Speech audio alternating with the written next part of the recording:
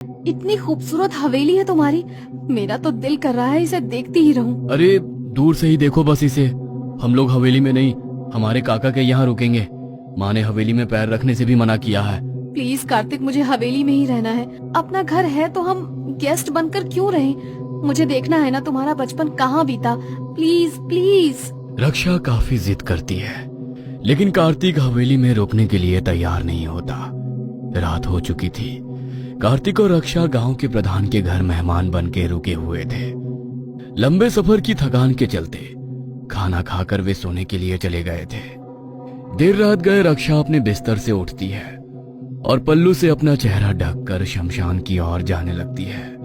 कुछ दिन पहले आधी रात का समय था। गांव में रहने वाले लोग गहरी नींद में सो रहे थे। वही दूसरी ओर ठाकुर की वीरान पड़ी हवेली के तहखाने में दो लोग खुदाई कर रहे थे। कुछ देर बाद खुदाई कर रहे मजदूरों का फावड़ा एक बक्से से जा टकराया। मैडम, नीचे कुछ तो है। वेरी गुड, मुझे इसी बात का इंतजार था। वो बक्सा निकाल कर मुझे दो और तुम दोनों जाओ। मजदूर खुदाई करने के बाद एक बक्से को जमीन में से निकालते हैं और रक्षिता के सामने उस बक्से को रखकर वहां से चले जाते हैं। अखिलेश ठाकुर की मदद करने आई यक्षिणी ने पन्ना डायन को बोतल में कैद करके ठाकुर की हवेली के तहखाने में गड़वा दिया था। पन्ना को तहखाने में कैद करने के बाद अब ठाकुरों की उस हवेली में रुकने की हिम्मत खत्म हो गई थी। इसलिए ठाकुर अपने परिवार सहित शहर जाकर बस गया था। जब से पन्ना डायन के तहखाने में होने की बात गांव भर में पता चली थी, कोई हवेली के नजदीक आने से भी डरने लगा था।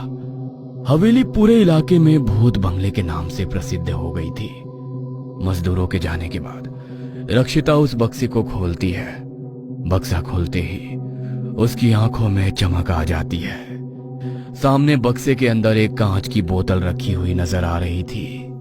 रक्षिता जैसे ही उस बोतल को खोलती है, कमरे में तेज हवाएं चलने लगती है और एकाएक कुत्तों और बिल्लियों के रोने की आवाज सुनाई देने लगती है। एक धुएं का बवंडर सा उठता है और उसी के साथ पन्ना डायन आजाद हो जाती है। आपने मुझे पहचान लिया माँ, मैं आपकी रक्षिता। आपको झाड़ियों में पड़ी हुई मिली थी। आपने ही मुझे पाल पोस कर बड़ा किया। दुनिया के लिए आप भले ही एक डायन थी, लेकिन आप मेरे लिए मेरी माँ हो। आपने मुझे तंत्र मंत्र की शिक्षा दी और मुझे इस काबिल बनाया कि मैं अपने साथ साथ आपके ऊपर हुए अन्याय का बदला ले सकूं। रक्षा बेटा, तूने मुझे आजाद जरूर कर दिया है, लेकिन मेरी शक्तियां खत्म हो चुकी हैं। उस यक्षिणी ने मेरी सारी शक्तियां छीन ली है। अब मैं